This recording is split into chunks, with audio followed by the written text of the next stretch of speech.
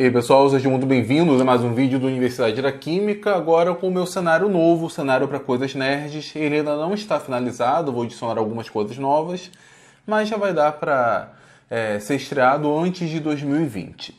Então pessoal, os últimos vídeos que eu gravei foram vídeos sobre comentários da série do Dr. Stone, né, do anime Dr. Stone, onde eu chamei atenção a vários aspectos do ponto de vista científico mesmo, né? Eu critiquei, crítica no sentido de análise, discutir, caso estivesse errado, sim, eu apontaria o erro, mas não criticando no sentido ruim, né? Falando que a obra está errada. Eu acho que ela já faz um trabalho excelente. Só que acabou a primeira temporada, né, de Dr. Stone e eu pedi algumas sugestões de vocês. Um anime que me chamou muito a atenção foi o Hataraku Saibou, ou o nome em inglês Cells at Work. É um anime que realmente é educativo, ele não é exatamente um shonen, é um anime educativo voltado, pelo menos nessa primeira temporada, para a área biomédica, né? Na verdade, ele todo é voltado para a área biomédica, mas nessa primeira temporada o foco foi no sistema imunitário, né? As células brancas, qual o papel de cada uma. É um anime bem legal, a primeira temporada já está completa, você pode acompanhar na internet. Então, esse vídeo aqui é para falar sobre o primeiro episódio. E aí ele vai servir de uma espécie de teste. Se vocês gostarem, se vocês aprovarem, eu vou continuar então com essa série. Mas é uma série bem interessante. Embora o meu canal seja Universidade da Química, já tem algum tempo que eu falo bastante sobre ciência de uma maneira geral. E assim, biologia para mim é química aplicada, pelo menos na parte de citologia, na parte de genética. Essa parte estrutural é química aplicada. Então, eu convido vocês a acompanhar essa série, inclusive se você for aluno de ensino médio ainda, estiver se preparando, por exemplo, para o Enem ou para algum vestibular, assista essa série, porque nós vamos ver alguns conceitos que são cobrados nessas provas e que talvez fazendo esse link com os personagens fique mais fácil. Então vamos lá, esse daqui é o primeiro vídeo, muito mais um vídeo de apresentação. E obviamente ele é referente ao primeiro episódio. E vamos lá, você já fez exame de sangue? Eu acredito que sim.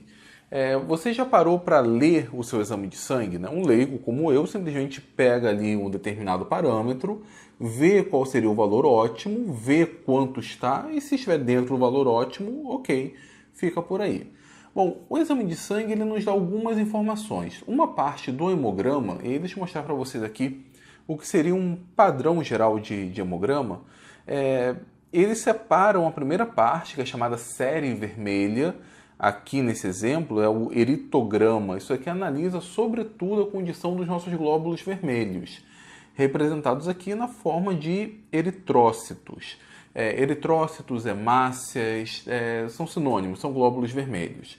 É possível analisar algumas características deles, como por exemplo analisar a hemoglobina. Né? A hemoglobina é uma molécula fundamental nas células vermelhas, vou falar dela daqui a pouco. Um pouco mais abaixo nós temos, nesse caso aqui, o chamado leucograma. O leucograma já é a série branca, ela identifica a quantidade de glóbulos brancos. E temos uma quantidade bem grande de glóbulos brancos, mas isso nós vamos ver ao longo do anime. Bom, vamos lá. A primeira personagem que nos é apresentada é essa jovem aqui, bem simpática, toda vestida de vermelho, porque ela representa um glóbulo vermelho. Nomes mais formais para o glóbulo vermelho: hemácias, é o mais comum, e eritrócitos. Bom, qual é a característica, para que servem os glóbulos vermelhos? Primeiro, eles são bem grandes em número. Né? Nós temos para cada milímetro cúbico algo em torno de 4,5 a 6 milhões de glóbulos vermelhos. E assim, a forma real deles, na verdade, é essa daqui, são células que têm uma característica bem interessante, elas não têm núcleo. E isso confere algumas vantagens, é literalmente uma vantagem evolutiva. Dentro dessas células, que parecem uma pastilha, nós temos uma proteína chamada de hemoglobina. Essa hemoglobina, essa aqui é a figura geral da proteína, ela apresenta 4 grupos que em química nós chamamos de complexos. 4 complexos de ferro que nós chamamos de grupo M. Esse grupo M ele é caracterizado por ser uma estrutura porfirínica, então essas esferas aqui cinza, azul, enfim, São, na verdade, estrutura orgânica, é um anel porfirínico, e no centro, aqui em laranja, nós temos o átomo de ferro. Esse grupo, né, essa estrutura, é que faz com que o sangue seja vermelho. Tanto é que organismos que não têm exatamente a hemoglobina como molécula transportadora de oxigênio têm coloração de sangue diferente. Inclusive, eu gravei um vídeo sobre isso aqui na Universidade de Química, falando sobre o sangue verde, o sangue azul.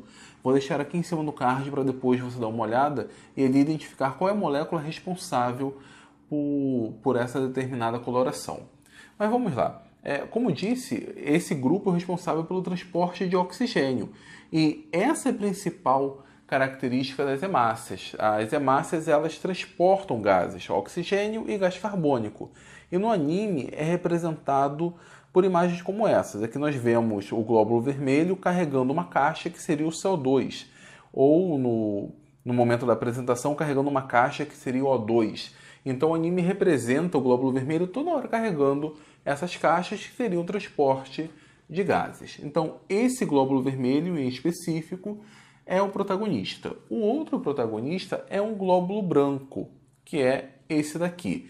Esse glóbulo branco, e aí vamos lá, né? O nome geral para glóbulos brancos é leucócitos. A quantidade de leucócitos ela é muito menor do que a quantidade de glóbulos vermelhos. O próprio anime fala sobre isso na cena final. Existem vários glóbulos brancos, só que o número de glóbulos vermelhos é bem maior. Enquanto que para cada milímetro cúbico a quantidade de glóbulos vermelhos fica na casa ali dos milhões, em uma situação normal, para cada milímetro cúbico de sangue nós temos de 3,8 a 9,8 mil glóbulos brancos. Se você está em um processo infeccioso, esse número aumenta muito. Então, assim, se você olhou o seu exame e viu que o número de glóbulos brancos está muito grande, isso não é legal não. Você deve estar passando por algum problema, com alguma infecção. Só que assim, diferente do glóbulo vermelho, que a gente pensa em apenas uma célula que o represente, no caso a hemácia, quando falamos de glóbulos brancos, nós temos uma família grande de glóbulos brancos. Em um exame de sangue comum, nós temos aqui os neutrófilos, os linfócitos, os monócitos, os eosinófilos, os basófilos e uma série de outros que aparecem em situações específicas. O próprio anime vai ter um personagem representando cada um desses glóbulos com um objetivo específico. Nesse primeiro episódio, nós vemos pelo menos 4 outras células que nem aparecem no exame de sangue. Nós temos o macrófago, representado por essa mulher, nós temos a célula dendrítica, nós temos os linfócitos T auxiliares e células T citotóxicas que atuam ali como se fosse uma tropa de elite, né? Eles são muito mais agressivos, eles têm um boné escrito Kill, enfim, elas são células muito mais agressivas. Mas o nosso protagonista é esse glóbulo branco, ele é branco de fato, ele representa um neutrófilo. Ele seria ali uma das primeiras camadas de defesa do nosso organismo. Eu não vou entrar em detalhes sobre o macrófago, a célula T citotóxica, porque nos episódios da frente elas apresentam um certo protagonismo.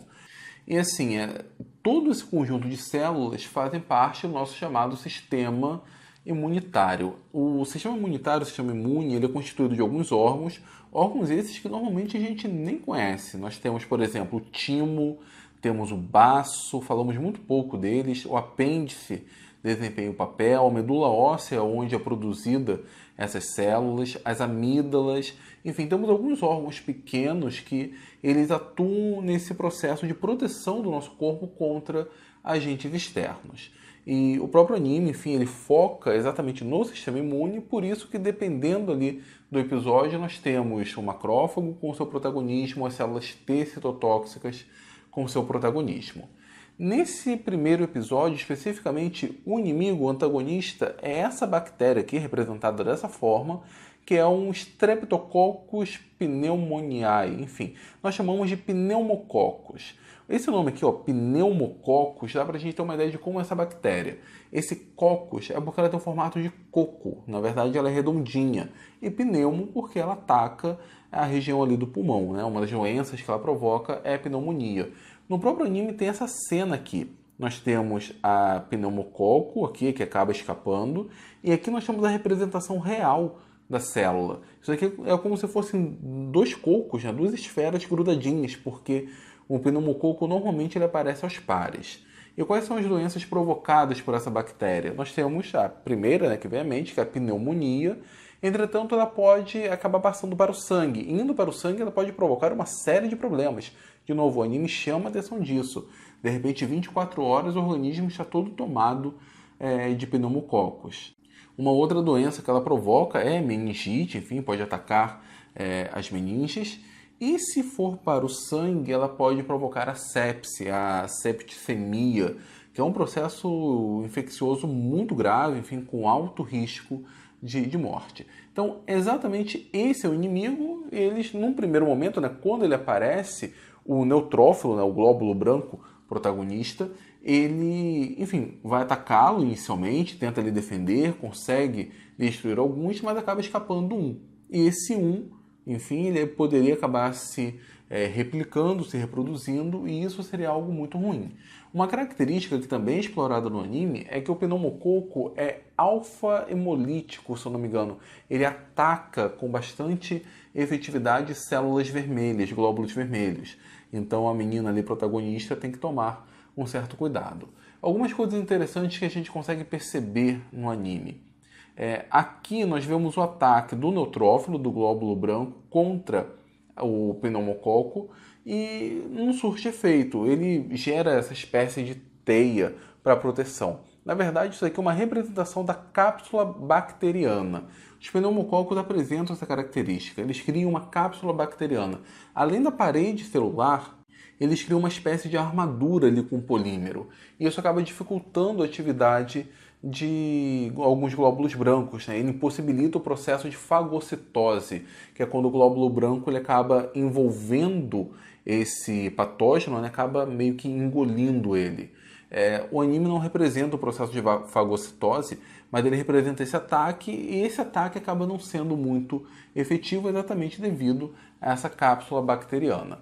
Outra coisa interessante que a gente consegue perceber é que o glóbulo branco ele acaba do nada entrando em alguns setores.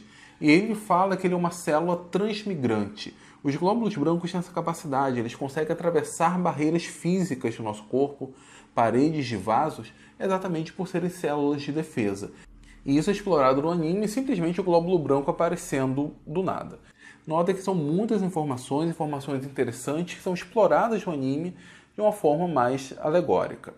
Bom, como o neutrófilo, o glóbulo branco, ele não consegue derrotar esse pneumococo e o objetivo dele é chegar no pulmão, é utilizada uma outra linha de defesa. Quando ele chega na região pulmonar, ele acaba sendo preso no que nós chamamos de mucosa respiratória. A mucosa respiratória, né, a produção ali de um muco, que tem, dentre outras coisas, o objetivo de defender o próprio corpo. Ele acaba grudando ali, retendo agentes patogênicos, como, por exemplo, bactérias do tipo pneumococo. Então, é interessante que existe, né, essa espécie de tapete, enfim, a célula vermelha passa, a célula branca passa, sem problemas nenhum, mas quando a célula patogênica, né, quando a bactéria pisa, ela fica grudada, significa que ela ficou presa no muco. Depois ela é encapsulada e ela acaba sendo eliminada na forma de um espirro. E o espirro é representado no anime como sendo o lançamento de um míssil, de um foguete. Depois, enfim, é todo um sistema bem elaborado, ele acaba se dividindo em vários outros mísseis menores. Enfim, tudo isso que acaba sendo retido na mucosa respiratória, ele acaba sendo eliminado, retirado do corpo na forma de um espirro. Então, na prática, isso aqui está dizendo que essa bactéria está sendo eliminada através do espirro. Por isso que o pneumococo já tem um alto nível de contágio. Se uma pessoa espirrar e a outra estiver perto, a outra pessoa pode ser contaminada. Então, mais uma informação importante, uma informação para nós entendermos como funciona o corpo, como funciona a nossa saúde, passado pelo anime. Um detalhe importante, né, foge desse tema principal, mas nesse primeiro episódio nós somos apresentados a uma outra célula, que não é exatamente uma célula, e sim um fragmento de célula, que são os trombócitos, ou como são mais conhecidas, as plaquetas. As plaquetas, como disse, formalmente são fragmentos de célula. E o anime tentou representar as plaquetas como crianças, ou seja, não exatamente ali uma célula completa, uma célula formada. E são extremamente fofas. Eu acho que o episódio 2 é dedicado a elas. E um ponto interessante que eu pude perceber é aqui, né, tem uma rua interditada, ou seja, as plaquetas estão produzindo ali o processo de cicatrização, se você não sabe. As células vermelhas fazem o transporte de gases, as células brancas, elas defendem o corpo, fazem parte do sistema imunitário, e as plaquetas atuam diretamente no processo de cicatrização. E aqui elas tentam alcançar caixas de Ca2. Isso aqui são íons cálcio 2. O processo de cicatrização depende de íons cálcio. Isso aqui está representado de uma maneira muito interessante. São caixas ali onde nós temos esse componente. E aqui, inclusive, parece que estão fazendo uma espécie de cimento, né? Isso aqui seria uma ponte, essa ponte estava quebrada, estão jogando cimento para consertar essa rua. Seria o processo de cicatrização, onde o cálcio é fundamental. Não lembro exatamente se é no próximo episódio, se eu não me engano, nós vamos falar um pouco mais sobre as plaquetas e o processo de cicatrização. Mas era isso que eu queria falar com vocês nesse episódio. Então, gostaram desse vídeo? Gostaram desse padrão? Querem que eu continue com essa série com Cells at Work? Então deixe aqui nos comentários, eles serão fundamentais para o engajamento e para o andamento dos próximos episódios. Se querem que a Universidade da Química cresça, que esse projeto continue, por favor se inscreva no canal, compartilhe, dê o seu like, tudo isso ajuda muito no crescimento do canal. Tá certo, pessoal? E abrindo parênteses, uma dica, não tem nada a ver com o episódio. Recentemente eu li esse livro, não é exatamente um livro, não sei se vocês conhecem, A Liga Extraordinária, eu comprei pela Amazon. Isso aqui reúne, na verdade, os 2 primeiros volumes da Liga Extraordinária, mais ou menos metade desse livro, e o restante são alguns apêndices, esboços, enfim. É muito legal. Para quem não sabe, a Liga Extraordinária é uma espécie de Liga da Justiça de personagens da literatura. Nesse aqui em específico, nós temos a Mina Harker, de Drácula, nós temos o Dr. Hyde, o Sr. Hyde, na verdade, do Médico Monstro, temos o Alan Quartman, que aparece nas Ilhas do Rei Salomão, o Nemo, de 20 Mil Léguas Submarinas, e temos o Griffith, se eu não me engano, do Homem Invisível. Enfim, todos esses personagens da literatura montam um time, e esse time é um time de super-heróis, além de inúmeras outras referências. Acho que em 2005, se eu não me engano, foi lançado esse filme aqui, eu tenho ele, A Liga Extraordinária. Temos outros personagens, aparece aqui o Dorian Gray, aparece o Tom Sawyer, das aventuras de Tom Sawyer.